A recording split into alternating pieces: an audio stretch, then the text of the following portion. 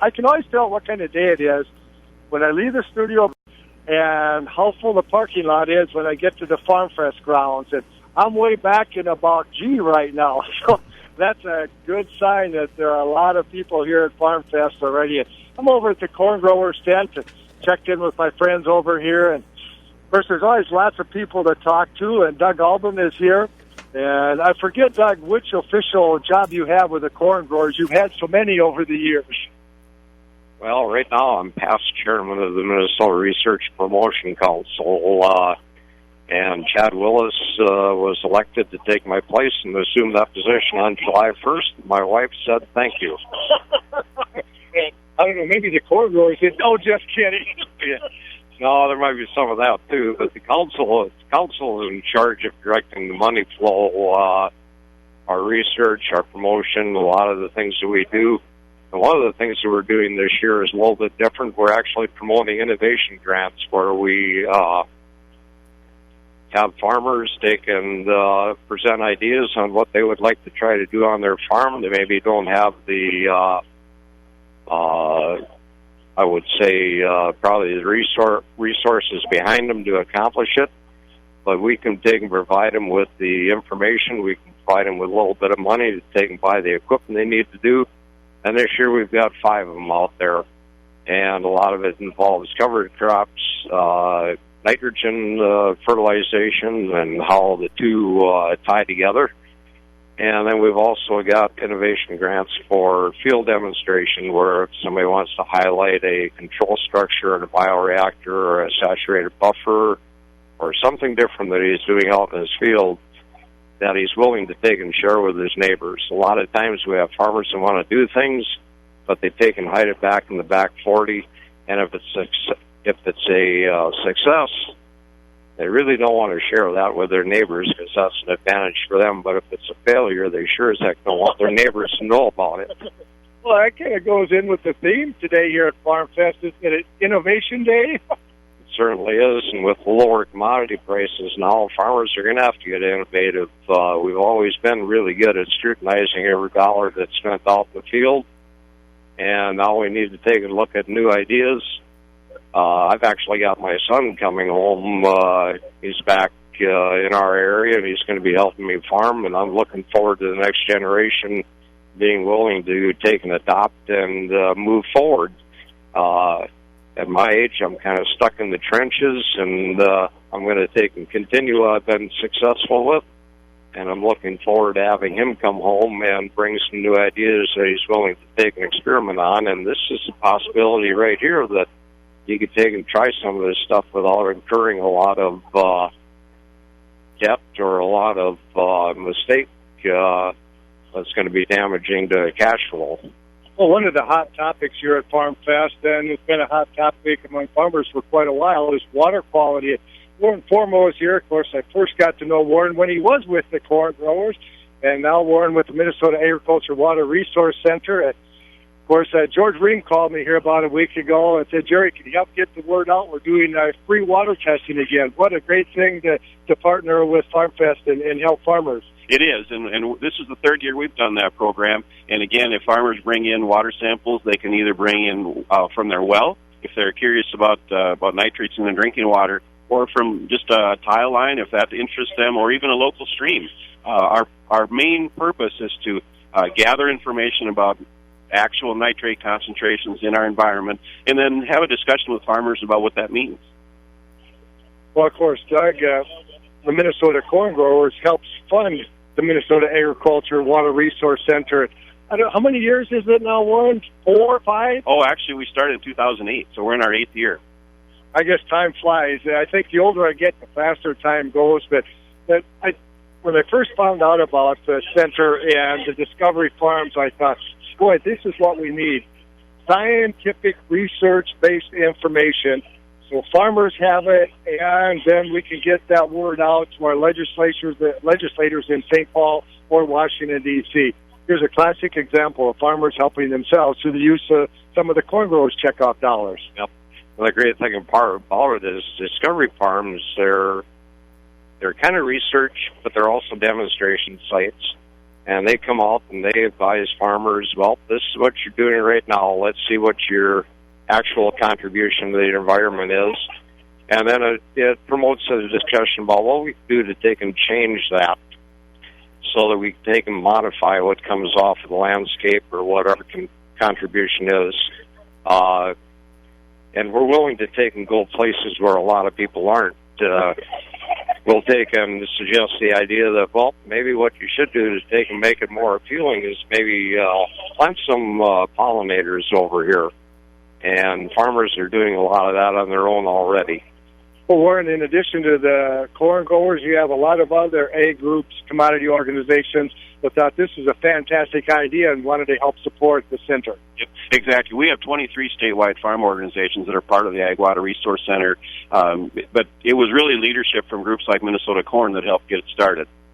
I remember asking George, okay, of all these water samples that you tested at Farmfest, when you hear things in the media, it's led to believe that this is, a huge problem with nitrates exceeding standards in drinking water. And what did he say? They found one sample? Yeah, in 3 years, we've had one sample from a drinking water well that exceeded standards. And it was actually from an old, poor condition well, and the landowner knew it wasn't a good well, so they weren't using it as a drinking water source. But in Minnesota, it's very rare to find drinking water concerns, groundwater concerns of nitrate. They exist, and they're very concentrated in small areas. But Department of Health data tells us that more than 97% of wells have well below the drinking water standard when it comes to nitrate. So a relatively small number, and they tend to be isolated in areas where we've got more vulnerable soils, primarily either the karst region of southeast Minnesota or the higher infiltration, higher leaching, coarse textured soils. But, Doug, the reason that the corn growers are supporting this and farmers in general is if there is some way we can do a better job, we want to do a better job. We want to know where we are. We want to know what we can do. And the way I look at it, I pay good money for that nitrogen. I want to do everything I can to make sure it's there for my corn to use. That's exactly right. And the great thing about it is that as an organization, we can promote the idea of doing basic research at the university and other places. And Warren's group actually brings it out to the field, brings it out to the neighborhood, and says, okay, here's a typical farmer in this area.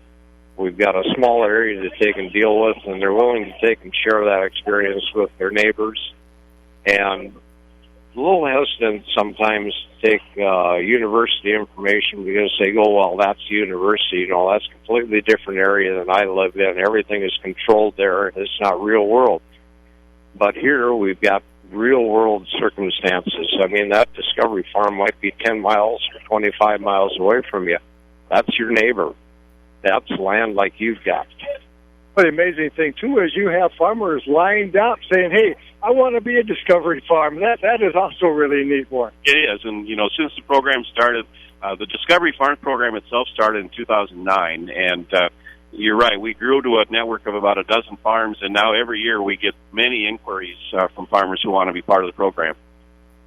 I've known George Ream for a lot of years, and my respect for George is he tells it like it is. Here's what the research says. Here's what it says. He doesn't mince any words, and that's what I loved about him. And then when he retired and then started working for the Resource Center, that was almost like a kid all over again. That's exactly right. One of the first encounters that I had with George at a meeting was the university stood up and somebody that was proactively telling how farmers were contributing all the negative things to the environment. They stood up and said that 90% of the samples coming into the university, soil samples, indicated that we had excess phosphate out here. And George was the one that stood up and said, but most of your samples come from the lawns in the Twin Cities. They're not actually from farmers. Farmers send theirs to other labs, regional labs in their own areas. And if George wouldn't have been there, it would have gone unchallenged. And that's what we need, is to have people who are willing to take and stand up and explain exactly what the information says, because a lot of people can take that information and they can take and twist it to their own end. And we need to have somebody that can stand up and say, no, you're misinterpreting it. More good news. Oh, here's Brad Carlson. He got a jump him in here, too, because he works a lot with water quality. Before we get to that, George Ream told me when I was talking to him, he's going to slow down just a little bit, and I'm going, George, slow down, give me a break. But the new guy at the center with the Discovery Farms, Jerome Lensing, what a great addition. There's a bundle of energy just like George. Yep, so, George has helped us greatly to get the program started, but now he's seeing a need to slow down a little bit. And so in May, we added Jerome Lensing as our nutrient management specialist. Jerome has got a great career starting at the University of Minnesota and doing some great work there, and then more recently as an agronomist with Pioneer. And so he's a good ally to the farmer. He really understands nutrient management, and especially nitrogen. And as you have talked earlier, there are a lot of issues there that we need to converse with farmers about. Well, speaking of issues and conversing with farmers, tile drainage is a very big issue. Who stumbles into the tent with Brad Carlson? No pun intended. Right. Well, it's early in the morning, Jerry. So I just got my coffee from Culver's, and so I'm starting to wake up. You've worked a lot with the corn growers and water quality issue under tile management. Right. Well, the big issues related to tile drainage these days are water quality related. We went through a stretch of time where the issues were should I or shouldn't I, and then there was obviously a lot of questions regarding design. But really, we're kind of focusing on what is coming out of the tile and the fact that we're really under the microscope with that, and so we can't deny that there's nitrates coming out of the drain tile. We know that. The strange thing about it is tiling actually improves water quality for almost every other indice. It reduces sediment in the water and reduces phosphorus under most circumstances. But it does take some nitrogen with it in the form of nitrate because nitrate is negatively charged and it doesn't stick in the soil. So really we're looking at trying to separate fact from fiction, what exactly is happening, and because the issue, of course, is that we want to get it cleaned up, and certainly it does no good to invest in technologies or practices that aren't going to have any effect, and nobody has time for that, whether it's a farmer asking to lay out their own money or the taxpayers investing in that. Nobody's really interested in spending money on things that don't work, and so that's really where we're at, is trying to sort out what works, where it works, because that's important also. Not everything works everywhere, and then of course there's that last component of it needing to be designed and implemented properly, and of course we can work with that also. The thing about it is, most farmers in the years to come are going to have options available to them. There's not going to be this clear-cut, somebody's going to say, yeah, if you just do this, that'll take care of everything. It's going to be this kind of a wide range of things you could do and what it might cost. And so what we really need to focus on from the university standpoint, working with corn growers, is trying to sort out for individual farmers, understand what these practices are, how well they work, kind of what they cost, because in the end, it's going to be individuals who have to make decisions on their own farms on what they're going to implement and where. And, Doug, we still have to produce a corn crop to feed a hungry nation, and we still have to do it profitably. That kind of comes down to that, how this is all tied together. Yeah, the way the crops look this year, we've done an outstanding job. Now we're going to end up with a big pile of corn, big pile of beans. We've got to take and figure out what we're going to do with it. And so, we're continually investing money in research to try to come up with new uses for our crops. Or maybe it's that alternative crop. We'll even take a look at that if it's got a benefit for the soil, benefit for water quality. We'll take and dive into that, and we'll make the recommendation that, okay, we need to have another crop in the rotation to be able to take on producing the corn and bean crops that we do every year. So we're always looking for new ideas to come around. The corn growers fund a lot of research at the university. Warren or Doug or Brad, do you know some of the other projects that the corn growers are funding? Sure. Well, in addition to the work we do with Discovery Farms, there's a lot of work going on specific to nitrogen that Dr. Fabian Fernandez has been a leader of. And, of course, his presence in Minnesota largely came about because of the funding from the Minnesota corn growers. 3 or 4 years ago, the corn growers recognized the need to really get engaged in nitrogen management specifically because of these growing concerns about nitrogen. And so Dr. Fernandez came to Minnesota from Illinois, where he had a great history of working with growers and has done a lot of publication. And I think one of the key things about the relationship that corn growers have with him is it's not just doing research, it's getting that information published and promoted back to farmers through both, scientific journals and also through the farm press, so that farmers know what's happening. Yeah, the thing about nitrogen, while obviously we've understood its importance for plant growth for well over a century, and its use as a fertilizer for half a century, there's actually a lot of aspects of nitrogen in the environment that we don't really well understand, particularly related to mineralization of nitrogen out of soil organic matter, as well as some of its transformations in the environment, the loss pathways as far as under what circumstances we denitrify and move it to the atmosphere. It goes as N2 gas. It's not a contaminant when it does that, but then in addition, nitrification turning it into nitrate where it's potentially lost in the groundwater.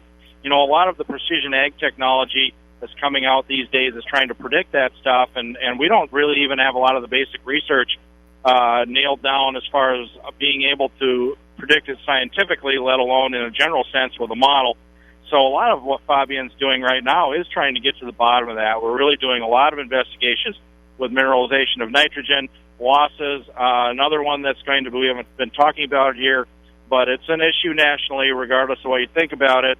That's greenhouse gas emissions. Nitrogen can go up into the atmosphere as N2O, as NOx, and that is also a contaminant. And so we're starting to do some of the investigations on that also, because one thing we don't want is to get blindsided with some EPA or court ruling that suddenly says, you have to address this, this is a problem, and all of a sudden we don't even have the basic science to deal with it. So that's a lot of the stuff that he's doing.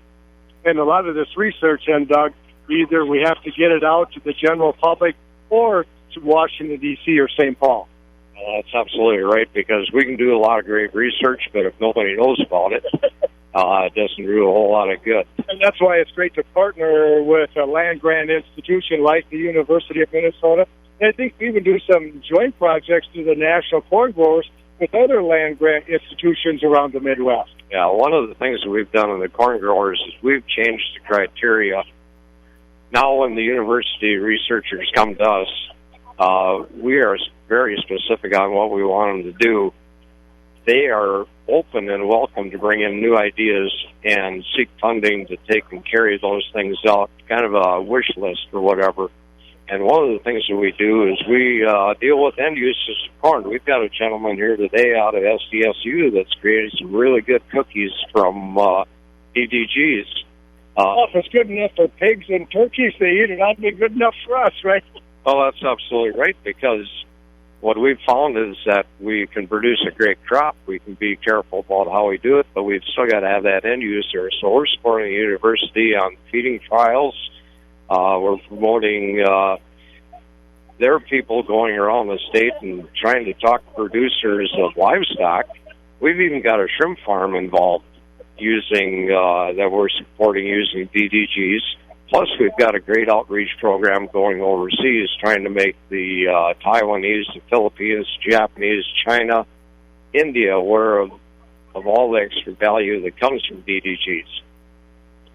Classic example of farmers trying to help themselves, banding together through the checkup. We should point out that we kind of have two different organizations, Research and Promotion Council, which is research, education, and promotion, the checkup dollars, but then I voluntarily pay in to be a member of the corn growers, and that means then that separate organization money can go and talk to senators and representatives in St. Paul or Washington, D.C. That's exactly right. We promote the Minnesota corn growers on the policy side, and they actually sit at the table with the council and make decisions as far as where we direct our money. And the nice thing about it is that we've got representation from all over the state. Even as far north as Halleck in northern Minnesota, we've got corn growers up there. We've got producers that are facing the same challenges that we do in southern Minnesota with water quality, end uses, a whole gamut of things that we can actually take and bring in new people and get new ideas. And Warren, once again, coming to Farmfest, take a water sample, about a cup, freeze it, bring it along, and George is in the AUR I-10, right across from the Forum Building? That's right. If they collect it the day they come in, they don't even have to freeze it. If they've collected more than a day or so ahead, they should. But, yeah, if they're coming to Farmfest the next couple of days, whether it's a well or a tile line or whatever you're curious about, bring it in and we'll talk about it. And, Brad, thanks for stopping by, and keep doing your research and stay in touch when you have those meetings on nitrogen management and things all around the state. You run pretty hard after you took your regional appointments. Yeah, we got our. I'm in the corn growers tent here during FarmFest. We're talking about our Nitrogen Smart program, and we'll be running with that again somewhere around the middle of December is what it looks like. Good, because I missed it last year, and I figured it would be coming back. Pretty well received. We've been getting all kinds of contacts from farmers wanting to know when we're coming with another round, and that's in general when they are. Somewhere around harvest time, you can look for the details as far as specific locations and times. Thanks, Brad. Very good. Thanks. And, Doug, there's another example, check off dollars at work, right? That's exactly right. I'm sure Brad would do it with all of our funding. He would reach out to our producers, and he would let them know. But this way we get them actually out of St. Paul. Thanks, Doug. Thank you. And, Warren, we'll check in with you later on and see how those water tests are coming. Yep, we'll be here all 3 days. It looks like a great week here at FarmFest, so come on out. And make sure you come to the corn growers tent and cool off with some sweet corn ice cream. John, I know you got the news coming up back to the studio, so we'll send it to you. All right, thanks, Jerry. And that's Jerry Groskreutz with our AM Minnesota this morning from FarmFest out by Redwood Falls at the Gilfillan Estate.